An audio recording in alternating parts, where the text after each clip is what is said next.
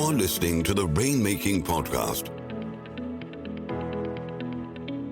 hosted by high-stakes headhunter, author, and professional speaker, Scott Love. You're listening to the Rainmaking Podcast, and my name is Scott Love. Thanks for joining me on the show today. Ladies and gentlemen, you've got an exceptional guest today, someone that's going to help you grow personally, not just professionally. And the topic that we're talking about today is the Perfectionist Paradox. And our guest is Jordana Confino.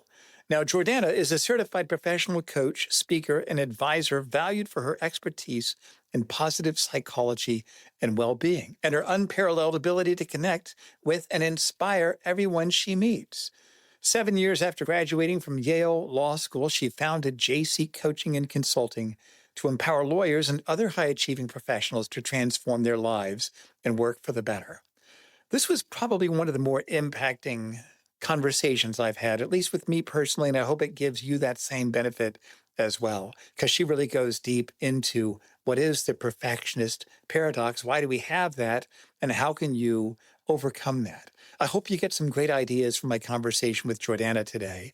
By the way, connect with her. Go to the show notes because we've got her blog, her website, her LinkedIn profile, her values discovery guide, and her self-compassion guide.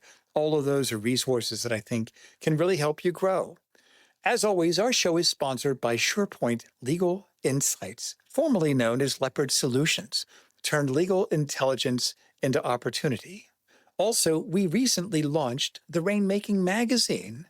This is a digital magazine on Substack that we produce, curating content related to those in professional services that are responsible for earning trust with clients. If you're someone that is intellectually driven, results-focused, and you expect a certain degree of credentials and credibility, then that online digital magazine is for you. Go to therainmakingmagazine.com to learn more. Thanks for listening to the show, and I hope you get some great ideas from my conversation with Jordana Confino today. Thank you for listening. Hey, this is Scott Love with the Rainmaking Podcast. Our guest today is Jordana Confino, and we're talking about the Perfectionist Paradox. Jordana, thanks for joining me on the show today. Oh, it's my pleasure, Scott. Thank you so much for having me. That's great. And I'm familiar with your work through the National Association for Law Placement, so I'm excited to have you here today. And first, I want to get some definitions in place. When we say a perfectionist, what is that and why is that a paradox? Yeah. Well, I'm very glad that you're starting with this question because often when people, especially high-achieving professionals, hear the word perfectionist, they think, oh, that's the gold standard. Drive, determination, commitment to excellence, super high standards, meticulous attention to detail, all of the things that I need to excel in my job. But perfectionism is actually separate from all of those things. It is actually a fear and shame-based approach to achievement, where basically it comes from a fundamental feeling of self-doubt and insecurity and desperation to prove your worth. And so you're striving to achieve in order to validate yourself and prove that you're worthy, as opposed to striving for excellence for the sake of excellence and honoring that value of drive or determination or learning or growth that you have. So that is one distinction. Another very important distinction is the extent to which we accept or reject reality. So perfectionists will strive for total perfection and reject the constraints of reality, whereas what I like to call people who are non-perfectionists can accept those and work with them to achieve the most perfect option that's actually available. And then the last critical piece about perfectionism is how we treat ourselves as we're pursuing our goals. And so again, that shame and fear and discipline, harsh discipline-based approach versus a values-driven and really intrinsically motivated, caring approach towards goal pursuit. This is interesting. So if I had known you're going to start our show off to the target market of high achievers, lawyers, people in private equity, finance, people that do deals, if you're going to start it off with fear, shame, self-doubt, and desperation. I'm like, I don't know if we should talk about this, but it seems like this is pretty important. So I would not have expected that. Can you talk more about fear, shame, self-doubt, desperation? Why is that a big part of perfectionism? Yeah. And if you're listening, please don't run away. If you haven't yet, it's so important because perfectionists think that they're going to render themselves invulnerable by just pushing harder and motivating them with this fear, shame, and blame. But they think that that's actually what makes them stronger and beyond reproach. And the problem is twofold, at least. One, that destroys our mental health and well-being. We think that we're hustling to achieve these outcomes that will bring us that feeling of security and confidence we crave, when the truth is that we're just perpetuating our insecurity and making ourselves more anxious and insecure by the moment. But let's put that aside and say we don't care about our health, our happiness, our well-being. Very ironically and counterintuitively, research shows that this fear and shame-based approach to achievement and goal pursuit is actually not very effective. So we have all been, not all, most of us have been raised to believe that the harder we drive ourselves and the more we try to whip ourselves or beat ourselves into submission, the better we'll perform. It's actually not true. And there's an abundance of research showing that when we are doling out harsh self-criticism or stoking ourselves with self-doubt, we actually inflame the emotional part of our brain that encapsulates that shame and that anxiety and that fear so much that it consumes all of our brain's processing power and turns off our prefrontal cortex, which is the part of our brain that governs rational thought, and sends us into what they call amygdala hijacking mode, where we become completely consumed by our emotional reactivity and our shame and our doubt, and actually lose our capacity for rational strategic thought. Contrast that with if we learn how to be kinder to ourselves and not be beating ourselves up on the inside, we can actually settle our nervous system, keep our rational thinking brain online, and strategically determine how to achieve the best possible results. Also, and I think this is especially relevant for this podcast because rainmaking, that involves business development, obviously, which is a higher and very different level of work than what most people who want to be rainmakers did to succeed in order to get to where they are. So there's, in the legal industry, for instance, there's a very big difference between being a rainmaking partner and what you need to be able to do that to being a stellar worker bee associate. And that higher level business development work, like other higher level work, requires so much more creativity and also risk tolerance, because you have to be willing to put yourself out there and make yourself vulnerable, which is terrifying. And perfectionists, they're so focused on, I need to look perfect. I need to, come across as completely together and perfectly execute, that they don't like doing anything that stretches them or subjects them to any form of vulnerability and risk. Because in their mind, if I make a mistake or if something doesn't go perfectly or if I get rejected, that will show everyone that I'm not good enough. And so what they do is they hold themselves back, they stay in their comfort zone, and no one ever becomes a rainmaker inside their comfort zone. That's right. It's really, really important to recognize these things, because if we don't talk about the fear and the shame, it doesn't mean they're not there. It just means that they're running the show. That's right. So I like the fact that we went pretty deep right away, even going to the science-based approach of why these things happen and the impact it has on us. Before we talk about how listeners can manage these issues, let me ask you this. Have you met somebody, I wouldn't say they've got it all together, but they're doing really well in terms of their mental health. They're performing at a high level. They've learned how to manage the fear, doubt, shame, etc. Maybe we could talk about that person. How would you describe that? Maybe call that an avatar, or maybe it's someone that you've actually met. You're looking at her. My called Chronicles of a Recovering Type A Perfectionist for a reason. When I was a practicing lawyer, I was a raging overachiever and perfectionist who truly believed that the road to success involved running myself into the ground for the purpose of my work and tearing myself to shreds along the way. And it seemed to work really well at first until it stopped. And it really stopped. And I had hit my mental, emotional, physical breaking point, all of the things. And that set me on a very winding road that led me to doing the work that I'm doing now.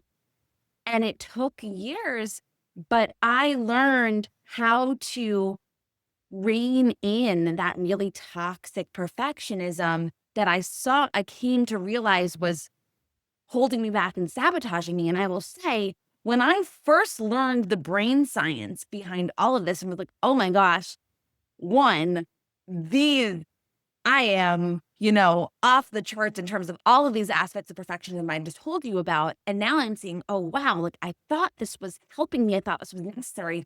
Actually, it's so destructive. There was a point, it was about a year or so, where I walked around describing myself, basically to myself and my therapist, as spoiled goods. I thought that because of my upbringing, which, laid the foundation for this very deeply internalized perfectionism, it was a lost cause because this stuff was just so deeply ingrained in there.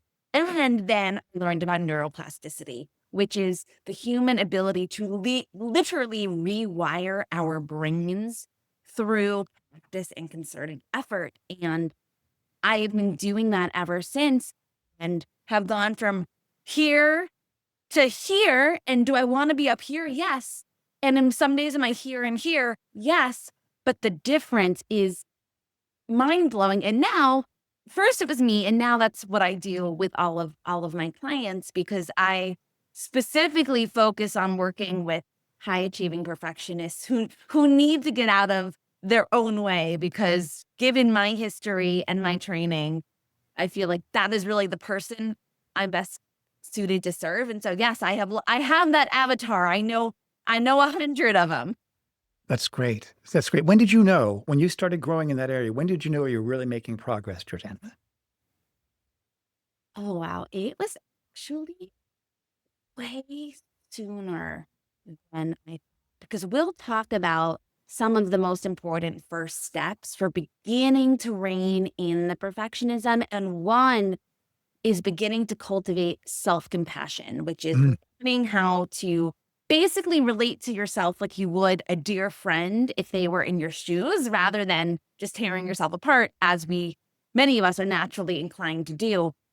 And when I first started practicing self-compassion, and literally the way that you do it is you come up with self-compassionate thoughts that this is the couple steps in, but you come up with self-compassionate thoughts that you do not believe at all at this point. And you literally start practicing them.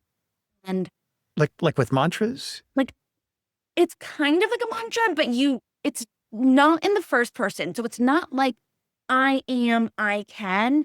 You speak to yourself as if you were another person. So for instance, like, Jordana, I know you were super anxious about this assignment. I used to have raging writer's anxiety. So to Jordana, I know you're super anxious about this. You've written amazing things before. I know you can do it. Let's just take the pressure off. Try to write something. You can always edit it later. You've got this. Rather than, this is going to be such a disaster. What do you think? And what research shows, when we speak to ourselves in that second person voice, it actually activates a different part of our brain than the part of our brain that is activated when we do mantras. So if I said, I can do this, I'm a great writer, I am strong, and it activates the part of our brain that is activated when someone else speaks to us. And we take other people's reassurance more seriously than we take our own. And so when you practice this, you practice these thoughts when you do not believe them yet. And the wild part is that, so neuroplasticity, basically they say neurons that fire together wire together. And this is because every time that we perform an action or think a specific thought, the connection between the neurons that fire to facilitate that thought literally grows stronger, making it easier and more instinctive for us to think that thought again. This is why our self-critical and our self-doubting thoughts are so sticky, because we have been thinking them on repeat for decades. But if we can learn to, and we'll talk about this other step, see that inner critic when it arises and see those self-critical thoughts, mindfully observe them, give that little critic a hug, thank it for trying to help, but then turn the volume down and replace with self-compassionate thoughts, even when we don't yet believe them, those thoughts will start to slowly, but not that slowly, get stickier and more instinctive. So going back to your initial question, I started doing this and I started writing it out, dialoguing with my critic. And I would say within a month, I was seeing those self-compassionate thoughts, which when I started doing this were so hard for me to pull up. And I was writing them down, being like, this is ridiculous. I don't believe them all. Popping up as plausible alternatives all of a sudden within a month of practicing this.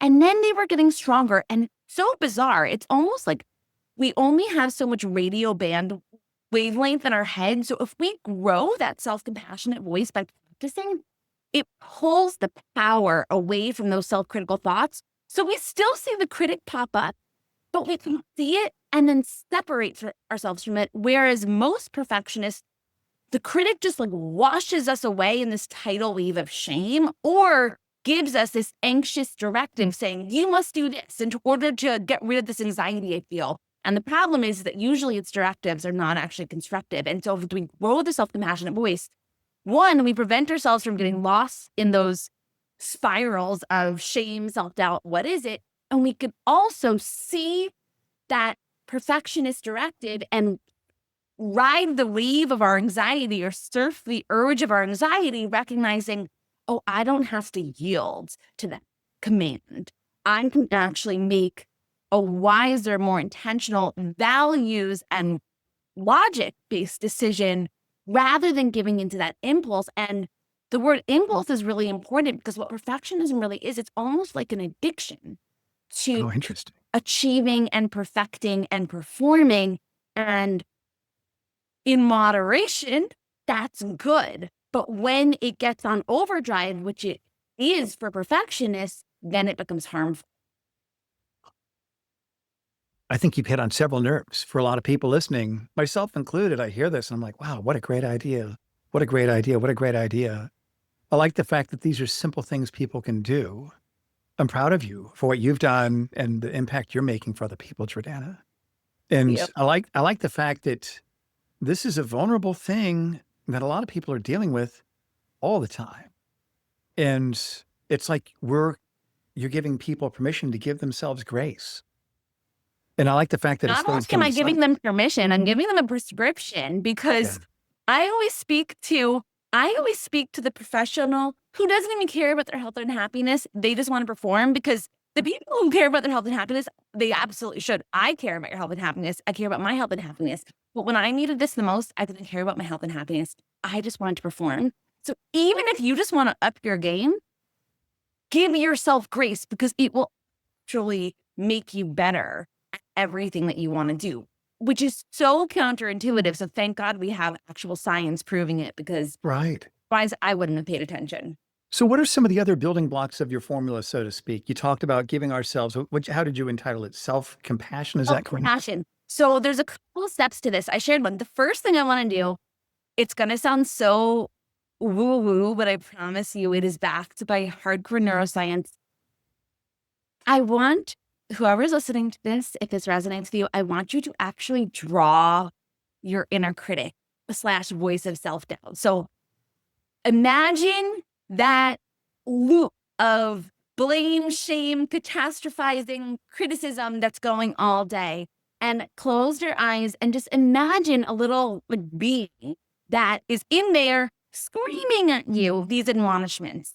And then actually draw that little person, thing, whatever it is, however you personify it, draw it. Because what this is going to help you do is when it pops up, when you hear that you didn't do that good enough, what is wrong with you? Or you're not going to be able to do this. This is going to be such a disaster that everyone else is better than you. Any of those things, or you're weak, you're lazy, whatever. When you hear that, then you can start imagining that voice coming to you from the separate being. And that creates the psychological distance that will empower you to separate yourself from that thought and recognize, okay, that's an anxious thought. That doesn't mean it's true. That doesn't mean it's fact. It certainly doesn't mean that it's constructive, and in all likelihood, it absolutely is not. And then choose to show yourself some compassion in that moment, and we'll talk about that in a second, to settle your nervous system, which will then empower you to take a step back and take the most constructive action. And what I want to say is, so step one, draw the critic. It's gonna sound ridiculous. Can't tell you how many very high up partners have begrudgingly done this and rolling their eyes the whole way, fine, and then email me being like, oh my gosh, this was so helpful. This is so powerful. That's the first step. And I want to just make clear, self-compassion is not self-indulgence. Self-compassion does not mean I just made a big mistake, but I'm perfect. It was wonderful, like Pollyanna rose-colored glasses. No, this always value. If definitely doesn't come out the way that we want, we can say, oh, I messed this up. I'm feeling really bad about myself right now. That's a really normal reaction to this. I'm not the only one that's ever messed something up. And this is not going to destroy me. I will be able to get beyond this. This does not make me a horrible lawyer, professional, whatever. And then that is very different than, oh, this is perfect. I'm great. Just carry on. It's also very different from, that was terrible. What is wrong with you? You don't deserve to be here. No one's going to want to work with you again. You should just give up now. And what happens with that latter response, then you feel ashamed, demoralized, defeated. What are you not doing? You are not taking a step back, looking at that situation and determining, well, how can I, rectify this and make the most of this right now? And also, what's the lesson for next time? That is exactly what you can do if you show yourself that self-compassion. You validate the hard feelings, but you don't, swoop them up into a shame smoothie. And then your nervous system relaxes, your rational thinking brain stays on, and then you can take that constructive action. So that is step one, drawing the critic. Right. Step two is the self-compassion. So giving yourself the encouragement and support that you would show to a friend.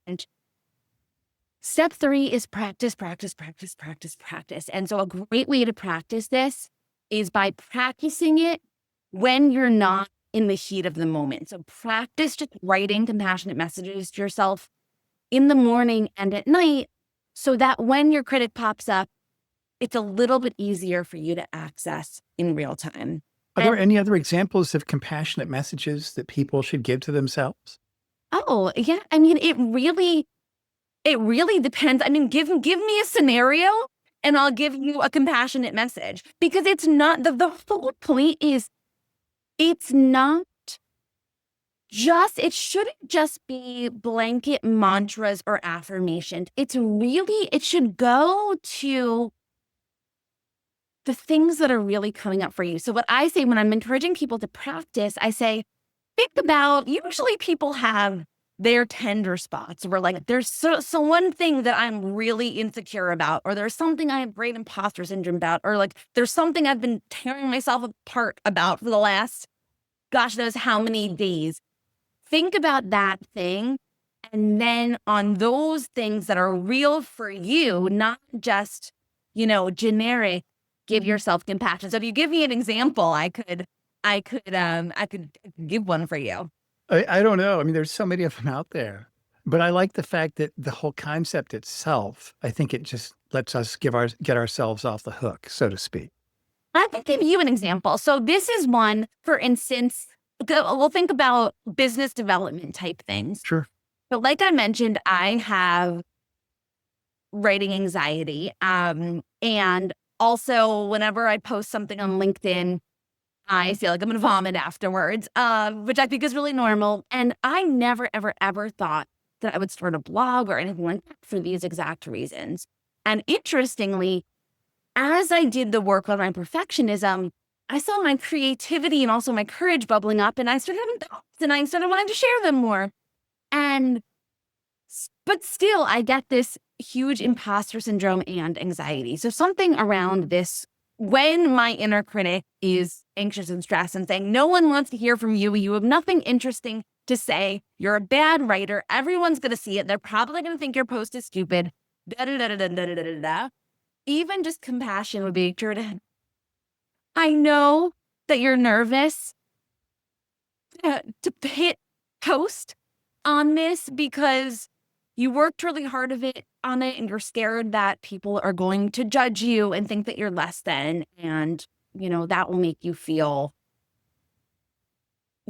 kind of worthless, useless, not good enough. And I also know that basically for your entire adult life, you have been feeling like you're kind of getting one over on everyone and feeling like you're somehow sneaking in and looking good, even though you don't actually deserve the credibility and the legitimacy you're given.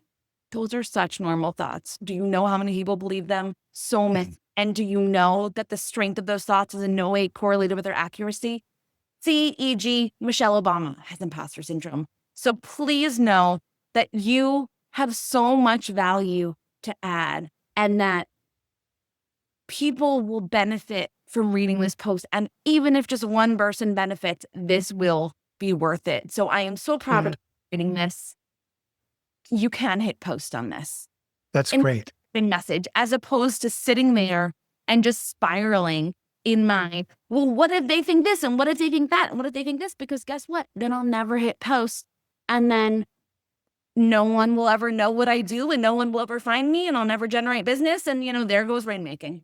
Yeah. Well, Jordana, I feel like we're just scratching the tip of the surface. And I know there's so much more to talk about, but we're running out of time on our show. So I want to have you back on here in the future to kind of go deeper on this with me.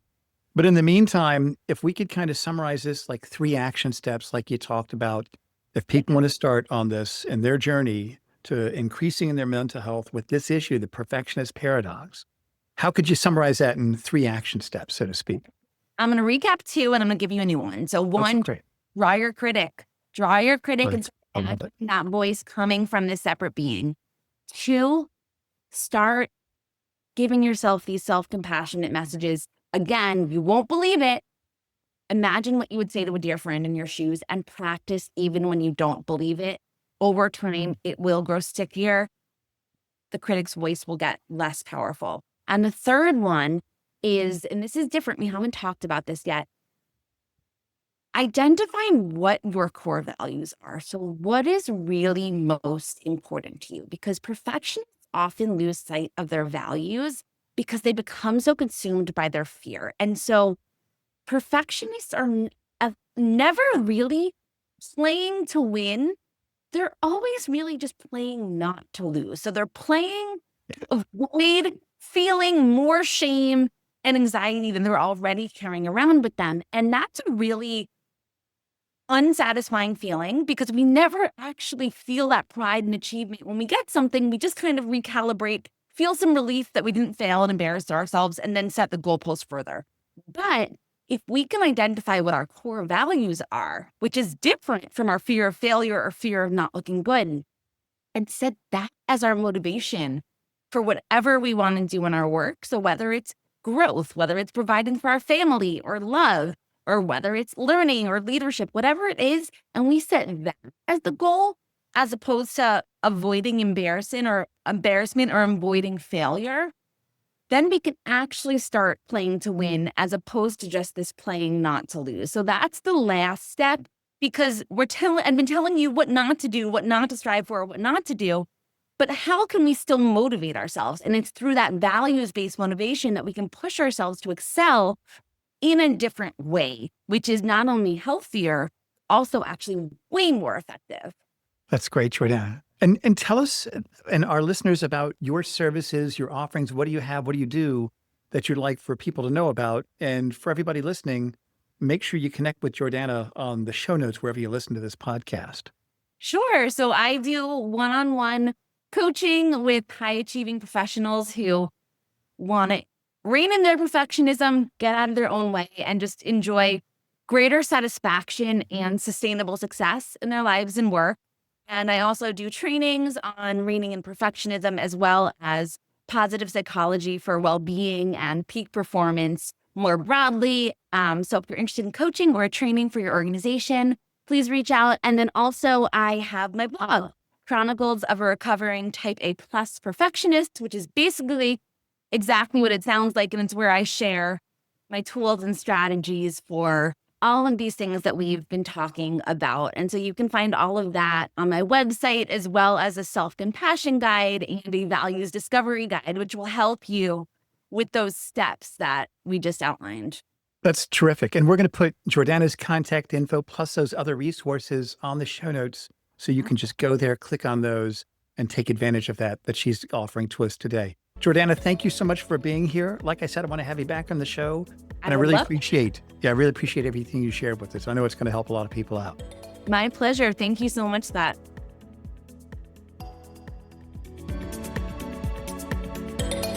Thank you for listening to the Rainmaking Podcast. For more information about our recruiting services for international law firms, visit our website at attorneysearchgroup.com. To inquire about having Scott speak at your next convention, conference, sales meeting, or executive retreat, visit the Rainmakingpodcast.com.